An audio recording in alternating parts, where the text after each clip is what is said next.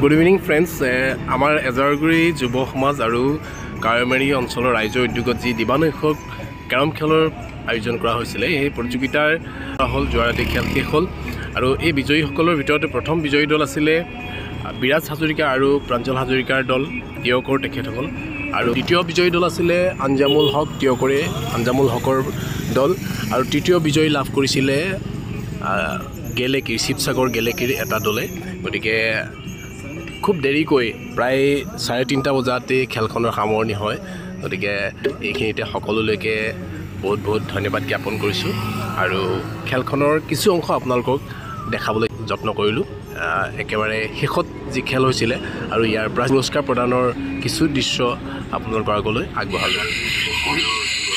এজাৰগুৰি যুৱ সমাজৰ উদ্যোগত সদৌ কাৱৈমাৰী ৰাইজৰ সহযোগত যি দিবানৈশ প্ৰাইজ মনি প্ৰতিযোগিতা আয়োজন কৰা হৈছিলে, সেই আয়োজনকেইটাৰ শেষ মুহূৰ্তত আমি ইতিমধ্যে উপনীত হৈছোঁহি। গতিকে সকলো খেলুৱৈ প্ৰথমতেই ধন্যবাদ জনাইছোঁ। তেখেতসকলে প্ৰতিযোগিতাখনিত আমাক বিভিন্নজনে বিভিন্ন ধৰণে সহায় সহযোগিতা কৰিলে। সকলোকে আমি ধন্যবাদ জ্ঞাপন কৰিছোঁ সমিতিৰ তৰফৰ পৰা।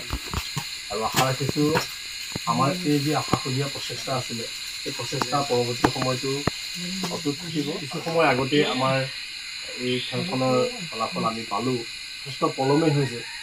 আমি এটা অনুষ্ঠান পাতি যদি দিনতে আমি কৰিব পাৰিলোহেঁতেন বেছি সুখী হ'লোহেঁতেন বা আপোনালোকৰো ভাল লাগিলেহেঁতেন।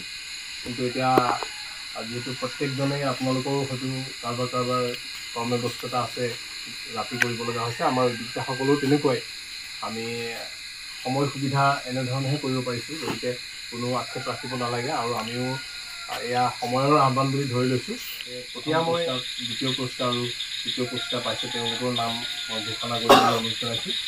আৰু তাৰ লগে লগে আমি তেখেতসকলৰ ট্ৰফি আৰু যি আমাৰ প্ৰাইজ মনি ঘোষণা কৰা হৈছিলে বা প্ৰাইজ মনি ইয়াত দিয়াৰ কথা কোৱা হৈছিলে, গতিকে ঋতুপৰ্ণ বৰাক মই পুৰস্কাৰসমূহ ঘোষণা কৰি দিবলৈ অনুৰোধ জনাইছোঁ। ৰূপজ্যোতি হাজৰিকা আৰু বিৰাজ বিশাল বৰুৱা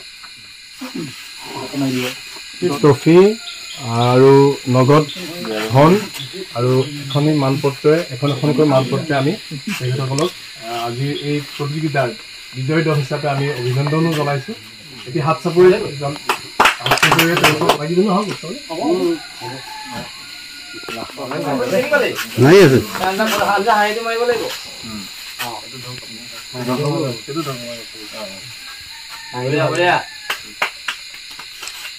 ধুনীয়া